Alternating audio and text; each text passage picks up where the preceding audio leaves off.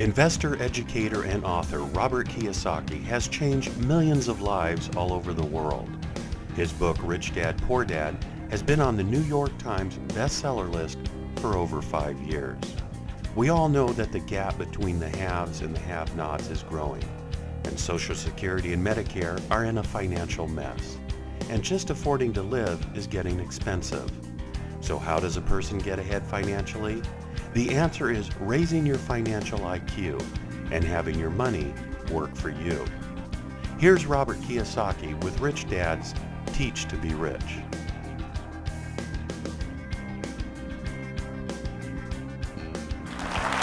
Thank you. Thank you very much. Thank you. Thank you. Thank you. You're very kind. Thank you. Please take your seats. Thank you. May I see a show of hands? How many people have already read Rich Dad, Poor Dad? Good. Thank you. Has anybody not read it? Oh, good. There's still a few customers out there. I'm glad to see that. I'm not going to be talking so much about Rich Dad, Poor Dad today, but I'm going to be on this program. But I'll be talking about this book here. It's our latest product called Teach to Be Rich. And in my opinion, it's a whole new direction for Rich Dad in many ways. We're going into trying to do our best to solve what I consider to be a massive, massive financial problem, not only in America, but throughout the world here. And when you look at the globe here, my personal concern is this growing gap between the haves and have-nots. And all throughout the world, no matter where I go, there's always people who are rich in every country, but there's also the poor, and there's also those that are, struggling financially. So this product, Teach to Be Rich, is really designed to help solve, and there's many causes of the problem, but one way of solving that problem is through education. So that's what this Teach to Be Rich product is about. And if I could explain what's happening in our school systems, there's many types of education, like there's music education, health education, cooking education, stuff like this. But to be successful in today's complex world and getting more complex world, we need 3 types of basic education. And one of them is academic education, which is reading and writing and arithmetic. It's very important that you be able to read and write. The second type of education is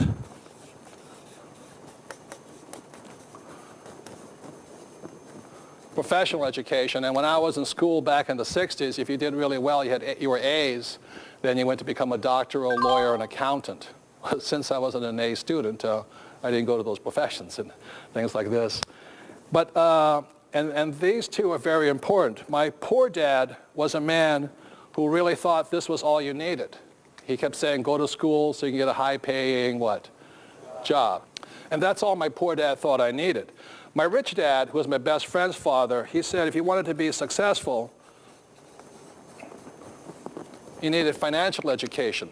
And unfortunately, as many of us know, our school systems teach us very little or anything about financial education. So I'm not saying that these are not important. I'm saying that today, just going to school, just to get a good, be able to read and write and have a job, is inadequate. What I'm saying today, in today's complex world, we all need financial education.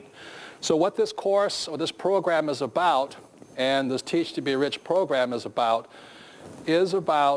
financial education. It doesn't mean to negate any of this here. So if I could go into, I did graduate from high school and go on, and my professional education was, I learned to be a ship's officer. So I drove tankers for Standard Oil of California. And I also flew aircraft for the Marine Corps, U.S. Marine Corps, so I was a pilot in Vietnam. So I've had 2 professions. But I've never used any of them, very simply because my rich dad taught me this here. And the way my rich dad began, at the age of 9, began teaching me financial education was really simple.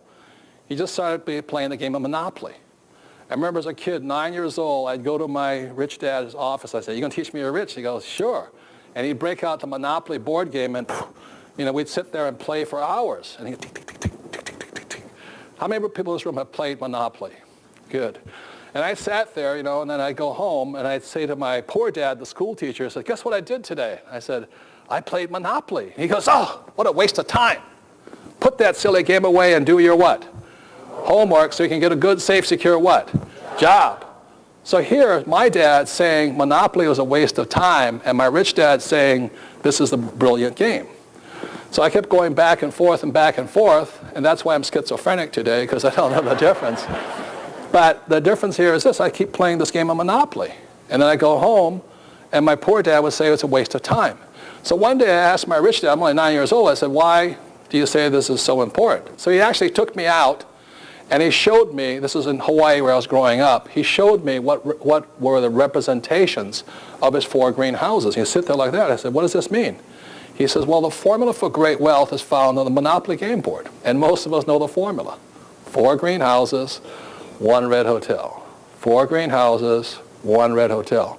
So it started to dawn on me at the age of 9. My rich dad was playing Monopoly for real, and my poor dad, a school teacher, PhD, thought it was a waste of time. And so I was really quite confused.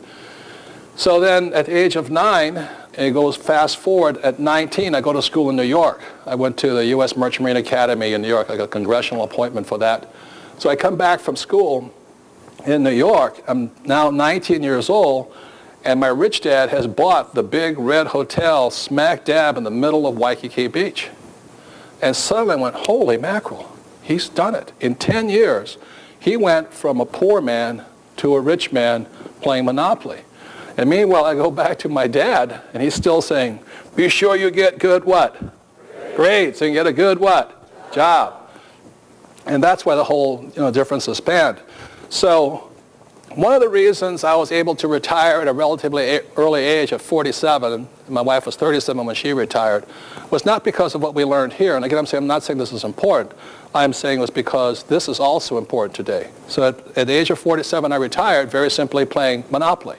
And today, I still play Monopoly. I think it's a really fun game, So my concern, and the reason I created this Teach to Be Rich program is because, as I said, all across the world, there's a growing gap between the haves and have-nots. The good news is, people in China and India and things like that, many of them, their standards of living are coming up. But the poor are still poor. And that's not that healthy. So if I show you a diagram here, this here is the year 2000. And this is why I'm concerned. In my opinion, and many economists and other people would disagree with me, right now the U.S. looks like this. You have the rich, and you have the poor. Okay. And this is the U.S., but it's a worldwide problem. And in here, you have the great middle class. My concern is that by the year 2020, and it's just going to start in a few years, it's going to look like this.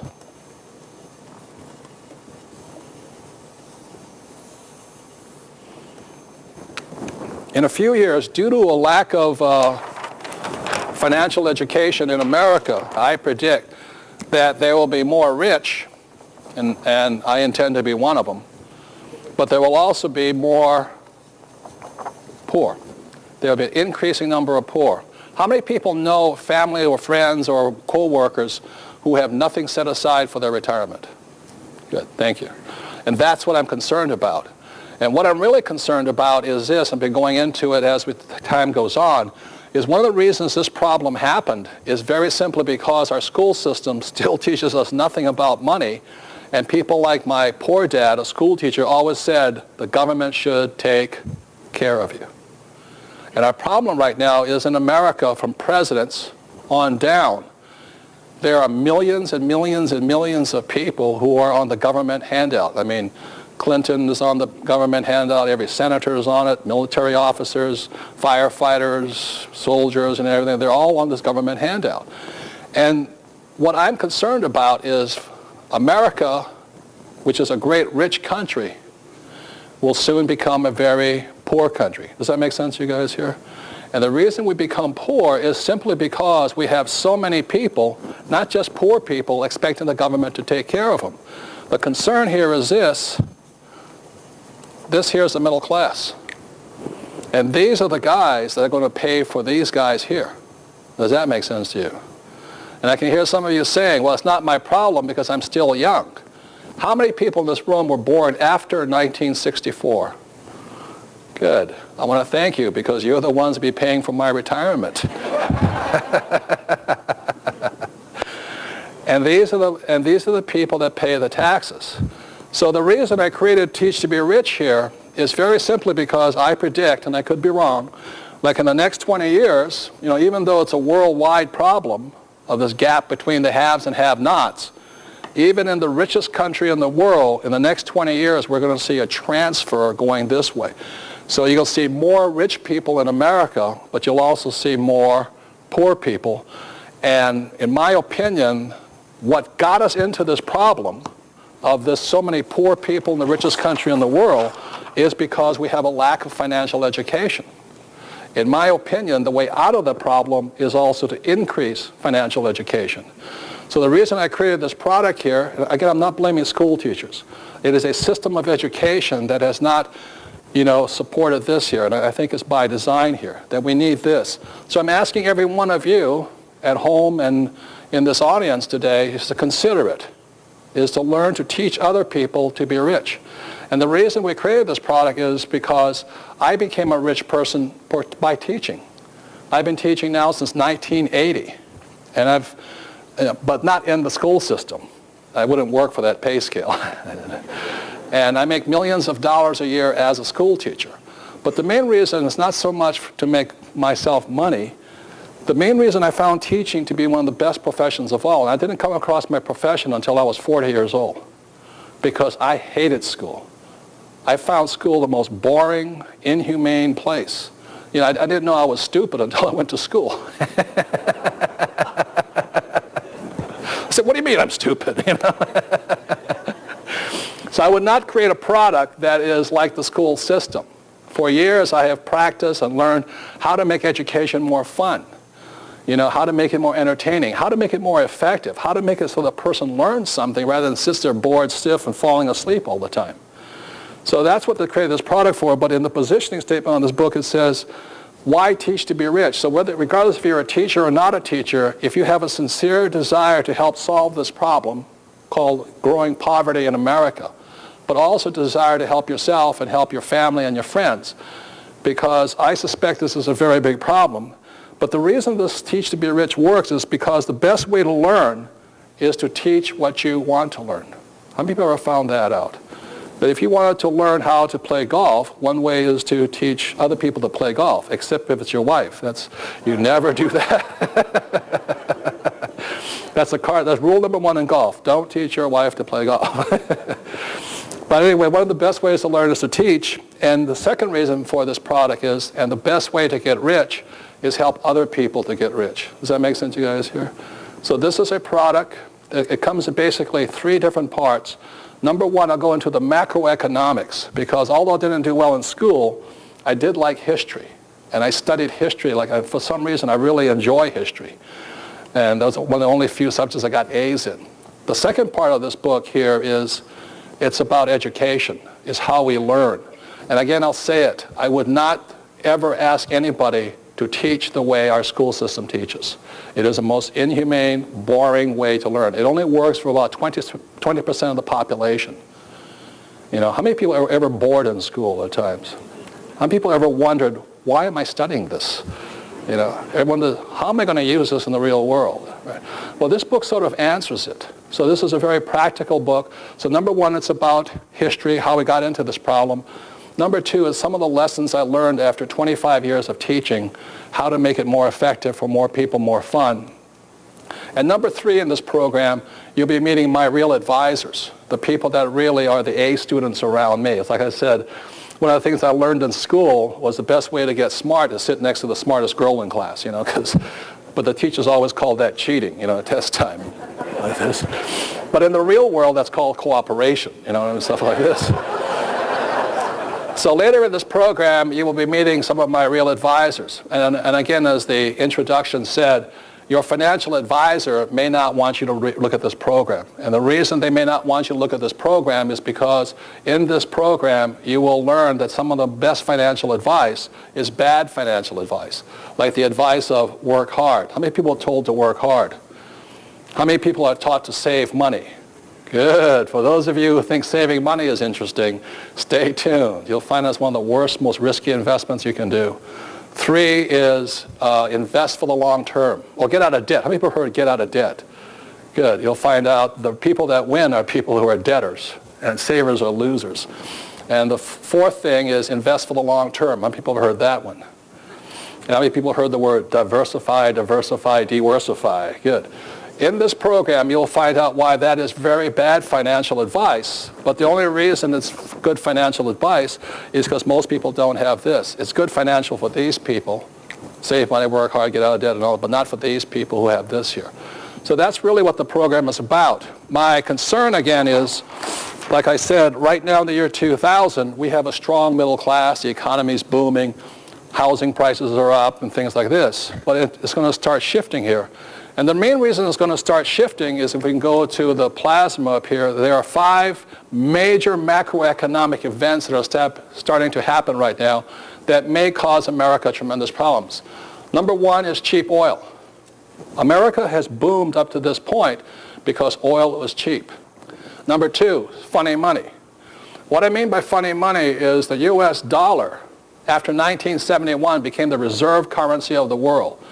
The U.S. government can print as much money as it likes and the world will take it. As long as the world will take it, we're okay. But the moment the world says we don't want this monopoly money anymore, it's toast. So there's a great book for those who have any questions on funny money. It's written by a friend of mine, Richard Duncan, and it's called The Dollar Crisis. And he goes into explaining why the U.S. dollar, how it got to be the most powerful single currency in all the world. We have never been here before, ladies and gentlemen. We have never been here where there was one currency that dominated the world. And the problem with it, the federal government is printing it faster than any of us could ever save it. And so that's why I say funny money is going to change and it'll only change if the rest of the world says we won't accept it. And already the petrodollar countries like who have oil are now thinking about not accepting the U.S. dollar. If that ever happens, we're toast. They'll start taking, the euro and other currencies. If that happens, everything as we know it as this economy crashes, or at least changes. So that's why this book here, The Dollar Crisis by Richard Duncan, is a very important book to read. The 3rd reason why I'm predicting this is going to happen right over here is right now America has a very young labor force. The baby boomers, one of the biggest booms ever hit. It's worldwide. In America, there's approximately 75 million baby boomers. In 2008, which is only about 2 years away, the first baby boomer starts to retire. Number 4, China and Russia were communist back in the year 2000. Now they're capitalists. You have no idea what that means. You have no idea, because the oxymoron is something like military intelligence, postal service. Well, the oxymoron is Chinese communist, because I grew up in Hawaii, and most of my friends who are Chinese, they are not communist.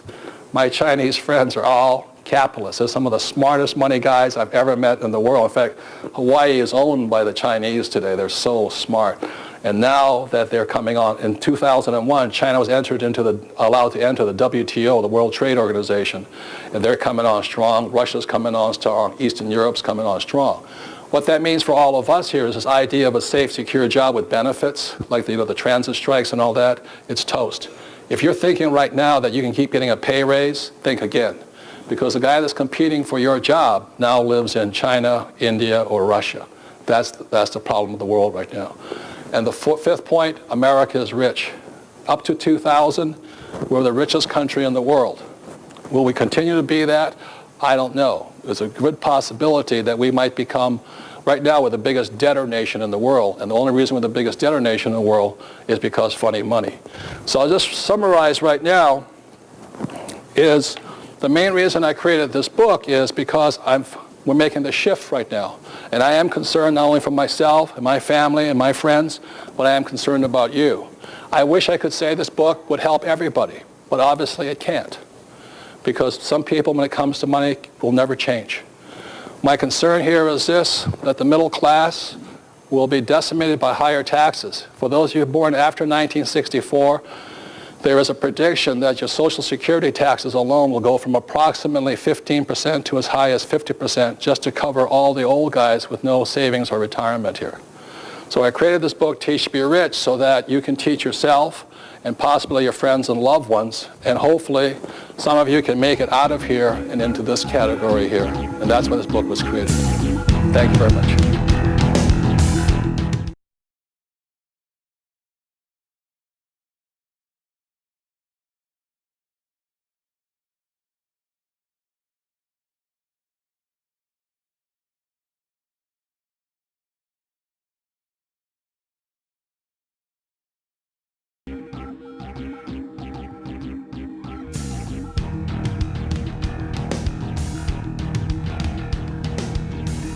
Investor, educator, and author Robert Kiyosaki has changed millions of lives all over the world.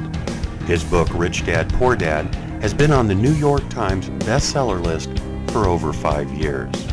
We all know that the gap between the haves and the have-nots is growing, and Social Security and Medicare are in a financial mess. And just affording to live is getting expensive. So how does a person get ahead financially? The answer is raising your financial IQ and having your money work for you. Here's Robert Kiyosaki with Rich Dad's Teach to Be Rich.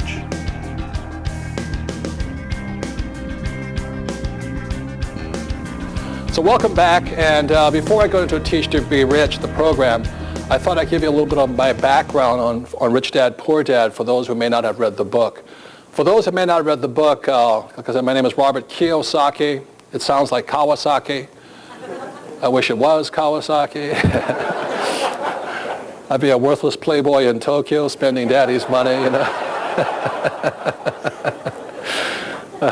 Anyway, I'm fourth generation Japanese American, which means I don't speak Japanese, or at least that's my excuse. And the reason I say that is almost in self-defense, because a lot of people have studied Japanese, and they come up to me at the breaks and go, "Hi, yes, ho, yo, yo, yo," you know?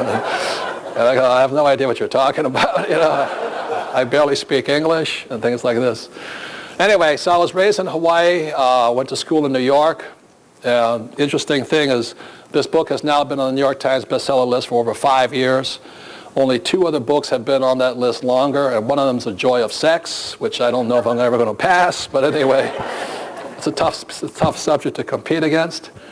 But the reason it's kind of interesting that it's on the New York Times bestseller list, you know, because anybody who makes the list for 1 week is considered good, but 5 years is almost unheard of. But as I flunked out of high school twice, simply because I couldn't write. And it's not that I couldn't write, my teacher did not like what I was writing. And as I said also, my father was the head of education for the state of Hawaii, and to have the son of the superintendent of education flunking out of high school, you know, all the teachers were in the back, you know, laughing. So I flunked out when I was 15, and I flunked out when I was 17, again for the same reason, because I couldn't write. And it was not that I couldn't write, the teacher disagreed with what I was writing. You know, so the definition of, I learned very early on that the definition of intelligence in school is if you agree with the teacher, you're intelligent, and if you don't, you're an idiot, you know, things like this. So I rarely agreed, especially because I had 2 dads, because my poor dad always said go to school and get a job, and my rich dad would say, you won't get rich that way. So that was kind of the paradox. My rich dad was my best friend's father, and although he was a man who started with nothing, he became one of the richest guys in Hawaii. So Rich Dad, Poor Dad is this very simple story of what 2 fathers tell their sons about money. And as you know, for those, how many people were told, go to school and get a job?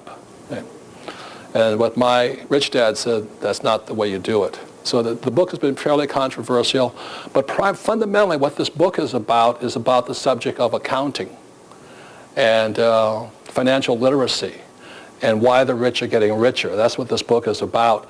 And the reason I mention accounting is I did go to business school for about a semester, and